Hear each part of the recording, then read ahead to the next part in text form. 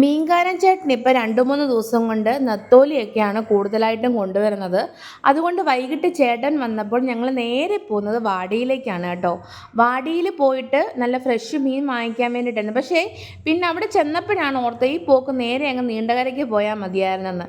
കാരണം വാടിയിൽ സ്റ്റാളിൽ വിൽക്കാൻ വെച്ചിരിക്കുന്ന മീനുകളെല്ലാം നീണ്ടകരയിൽ നിന്നും കൊണ്ടുവരുന്നതാണെന്നാണ് ആ ചേച്ചി പറയുന്നത് കേട്ടോ. അപ്പോൾ വാടിയിൽ പിടിക്കുന്ന ഫ്രഷ് മീനുകൾ അവിടെ ഏതെങ്കിലും കടകളിൽ വിൽക്കാൻ വെച്ചിട്ടുണ്ടെങ്കിൽ നിങ്ങളൊന്ന് കമൻറ്റ് ചെയ്യുക. അപ്പം ഞങ്ങൾ പത്തനംതിട്ടയെ അപേക്ഷിച്ച് കൊല്ലത്ത് മീൻ വളരെ സുലഭവുമാണ്, റേറ്റ് കുറവുമാണെന്നാണ് കേട്ടിട്ടുള്ളത്. പക്ഷേ എനിക്ക് വലിയ വ്യത്യാസമൊന്നും തോന്നിയിട്ടില്ല കേട്ടോ. രണ്ടിടത്തും സെയിം പ്രൈസിൽ തന്നെയാണ്. പിന്നെ മീനുകൾക്ക് ഇപ്പോൾ കുറവായതുകൊണ്ട് തന്നെ മീനുകൾക്ക് നല്ല റേറ്റായിരുന്നു. കേരമീൻ തന്നെ 500 രൂപയായിരുന്നു കിലോ. പിന്നെ നമ്മുടെ കിളി ഉണ്ടായിരുന്നു, അയല ഉണ്ടായിരുന്നു, രണ്ടിനും 360. പിന്നെ പ്രോൺസിന് 400, 500, 700 അങ്ങനെയൊക്കെയായിരുന്നു റേറ്റ് കേട്ടോ. അപ്പം മീൻ കുറവായതുകൊണ്ടാണെന്നാണ് ആ ചേച്ചി പറഞ്ഞത്.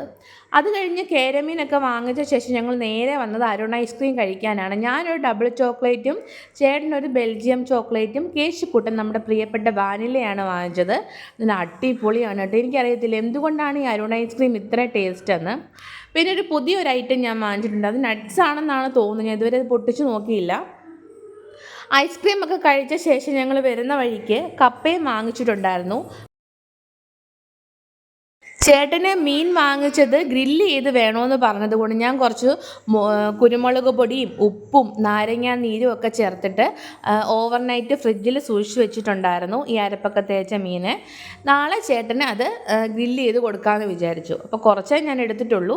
ബാക്കി ഞങ്ങൾ കപ്പയും മീൻകറിയൊക്കെ വെച്ചിട്ടുണ്ടായിരുന്നു. മീൻകറിയുടെ റെസിപ്പി ഞാൻ വഴിയേ ഇടാം. അപ്പോൾ പിന്നെ ബായ്.